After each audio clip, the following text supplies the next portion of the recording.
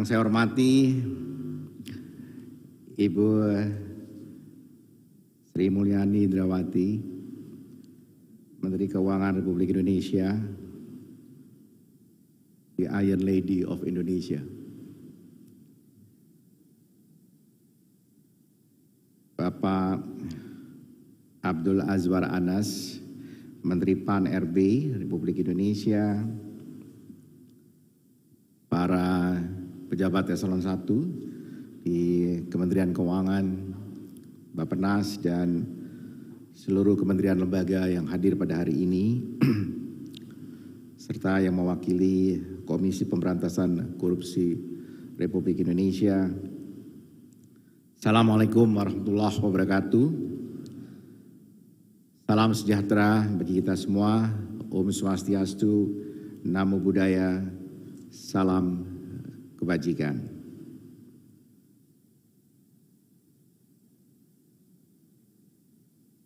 Saya ingin mengajak kita semua untuk menaikkan rasa syukur kita kehadirat Allah SWT, sehingga kita bisa mampu hadir pada acara peluncuran fitur sinkronisasi Krishna Sakti sebagai simbol integrasi proses perencanaan dan penganggaran, dan mudah-mudahan apa yang kita lakukan pada hari ini menjadi bagian dari amal baik kita.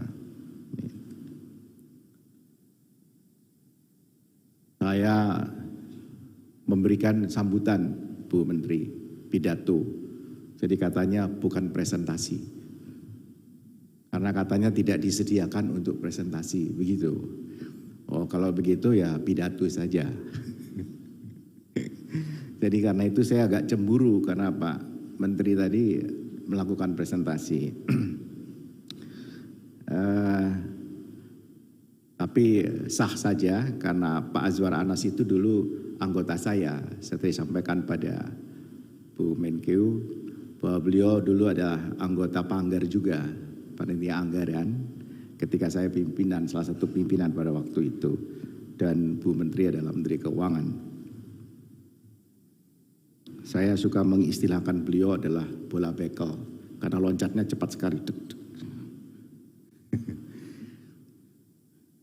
Hadirin yang terhormat, perencanaan dan penganggaran di Indonesia tentu adalah aspek yang sangat penting dalam sistem pemerintahan untuk mencapai tujuan pembangunan negara.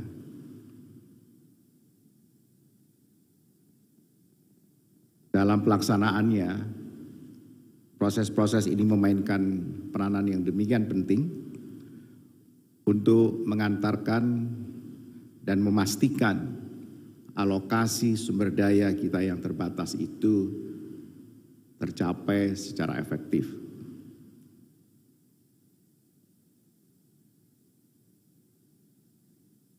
Proses perencanaan dan penganggaran yang terpisah tentu akan menyebabkan terjadinya deviasi.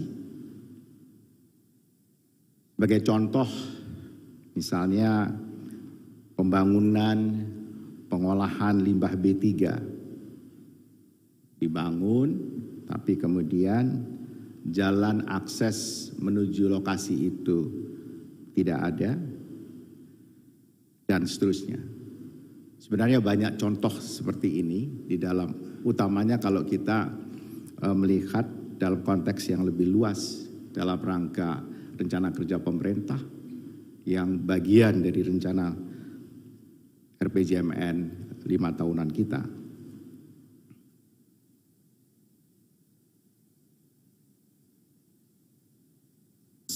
Kata sinkronisasi itu menjadi sebuah kata yang mewah dalam perencanaan dan penganggaran karenanya.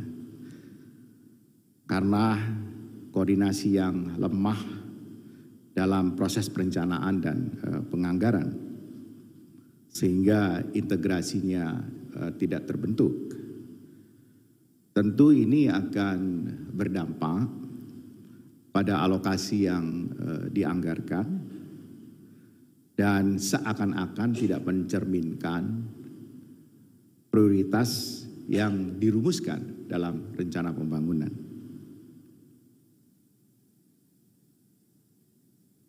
Terbatasnya kapasitas dalam penyusunan anggaran, di mana seringkali anggaran yang diusulkan tidak terinci, tidak realistis, dan ini mencerminkan ketidaksiapan prioritas yang diuraikan dalam rencana anggaran pembangunan. Akibatnya seringkali anggaran itu didasarkan pada alokasi sebelumnya atau alokasi historis daripada kebutuhan prioritas aktual. Oh, kemarin yang lalu kan begini, yang lalu kan begini, begitu. Implikasi dari kurangnya sinkronisasi antara perencanaan dan penganggaran dan kurangnya kapasitas penyusunan tentu sangat berpengaruh terhadap efektivitas pembangunan dan tentu saja menjadi tidak efisien dalam hal penggunaan sumber daya, peluangnya terlewatkan, dan keterlambatan dalam pelaksanaan program pembangunan. Saya kira saya juga pernah menyampaikan di sini tempo hari bagaimana ketika saya pertama kali masuk Bappenas dan saya coba menguji Krisna, saya coba zoom itu, bentuk bunyi besarnya adalah stunting, kalau masih ingat saya kasih contoh. Kemudian saya suruh zoom sampai yang namanya lokasi, isinya adalah memperbaiki pagar puskesmas, seperti itu. Demikian juga kemudian misalnya prioritas nasional yang terkait dengan revolusi mental. Saya bilang ini lucu juga ini, coba di zoom. Begitu di zoom sampai di paling bawah, saya lihat itu adalah membeli motor trail. Betul juga mungkin untuk lakukan sosialisasi. Perencanaan dan penganggaran pemerintah Indonesia adalah satu siklus yang berpedoman pada prinsip-prinsip. Pertama, proses perencanaan pembangunan nasional melibatkan penetapan desain, konfigurasi tujuan dan prioritas pembangunan jangka panjang bagi sebuah negara, termasuk kita. Proses ini dilakukan melalui siklus perencanaan 5 tahun yang berpedoman pada RPJMN. Yang kedua, rencana kerja dan proses penganggaran tahunan meliputi penetapan anggaran tahunan berdasarkan RPJMN dan rencana strategis kementerian lembaga. Proses ini dilakukan melalui Renja, rencana kerja, dan RKA, dan dilaksanakan melalui dokumen pelaksanaan anggaran tahunan atau yang sering kita kenal dengan DIPA. Yang ketiga adalah monitoring dan evaluasi, dan ini adalah komponen yang penting dalam proses perencanaan dan penganggaran. Proses ini untuk memastikan bahwa sumber daya yang dialokasikan secara efektif dan berkesinambungan itu sampai pada tujuan yang kita inginkan. Bappenas melaksanakan prinsip-prinsip perencanaan pembangunan nasional itu selalu berupaya pertama meningkatkan kualitas dokumen perencanaan, dengan penekanan pada kesinambungan antara perencanaan jangka panjang, menengah, dan tahunan.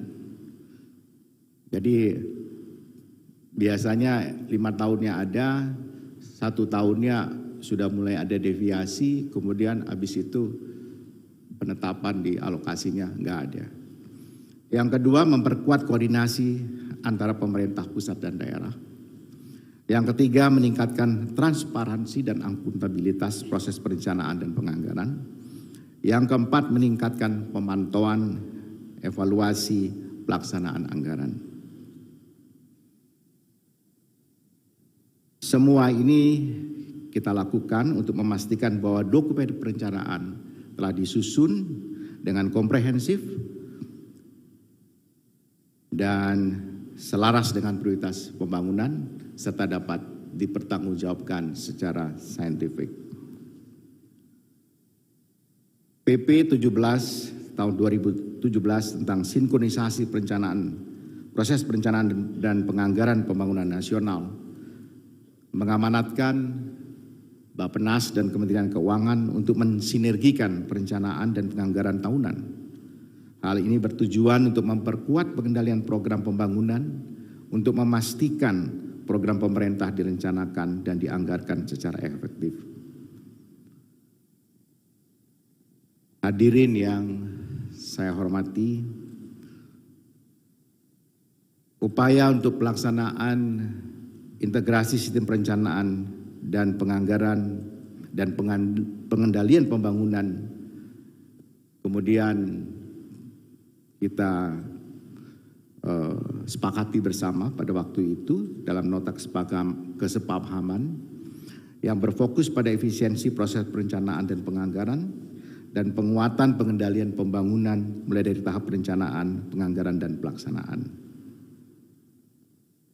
Saya berbahagia sekali karena seingat saya pada waktu itu saya hadir di sini, rapat dipimpin oleh Ibu Menkeu dan kami membicarakan mulai dari sinkronisasi tema dari RKP pada waktu itu dan kita ketemu bagaimana temanya itu bisa sama gitu untuk RKP dan kemudian tema fiskalnya dengan tekanan yang berbeda mungkin. Dan disitulah kita sudah bercita-cita itu tahun 2020 agar Krishna dan Sakti itu bisa disinergikan. Saya bersyukur sekali bahwa hari ini kita dan sudah dimulai pada November lalu yang tadi disampaikan oleh Pak Isa, dimulai dengan 6 kementerian, 2 tentu adalah Kementerian Keuangan dan Bappenas sendiri, kemudian BPK, KPK, PAN-RB dan Kementerian Pekerjaan Umum dan Perumahan. Kami berharap tentu dengan sinkronisasi ini transparansi dan akuntabilitas proses perencanaan dan penganggaran dapat dicapai dan kita akan konsisten untuk menjaga kualitas belanja dan melakukan langkah perbaikan dalam pelaksanaan program pembangunan. Yang kedua, pelaksana transformasi kepemerintahan sebagaimana tadi disampaikan oleh Menpan RB Pak Azwar Anas dengan menggunakan sistem informasi, teknologi informasi untuk merampingkan proses serta meningkatkan akurasi data dan informasi. Jadi interoperability-nya sudah kita laksanakan. Integrasi ini tentu akan sangat membantu meningkatkan efektivitas pengambilan keputusan dan proses perencanaan dan penganggaran ke depannya. Dengan demikian akan terintegrasi dalam satu platform dan fitur sinkronisasi Renja RKA, datanya akan mengalir 2 arah untuk bisa saling checking dan rechecking. Dan tadi Bu Menteri sudah mengatakan, tadi Pak Isa mengatakan dari 11 menjadi 8 tuh entry itu. Dan Bu Menteri minta 3, tapi Pak Schneider minta 2. Ya mudah-mudahan saya bisa minta 1 kalau masuk akal. Jadi rupanya memang Pak Schneider harus datang ke Bappenas, Bu Menkeu supaya sinkronisasi Sakti dan dan Krishna itu bisa benar-benar terimplementasikan sebagaimana pada hari ini. Jadi terima kasih Pak Schneider sudah boleh di Bappenas. Jadi menjadi legasinya beliau. Saya kira demikian yang saya bisa sampaikan dalam kesempatan yang baik ini. Dan sekali lagi kita ingin meningkatkan kualitas belanja dan seterusnya dari apa yang kita cita-citakan. Saya akan mengutip kata-kata Bu Menkeu yang saya ikuti hari-hari ini. Kepercayaan publik jangan dikhianati. Lalu saya akan menambahkan, percayalah hasil tidak akan pernah berkhianat terhadap ikhtiar, termasuk ikhtiar kita pada hari ini. Assalamualaikum warahmatullahi wabarakatuh.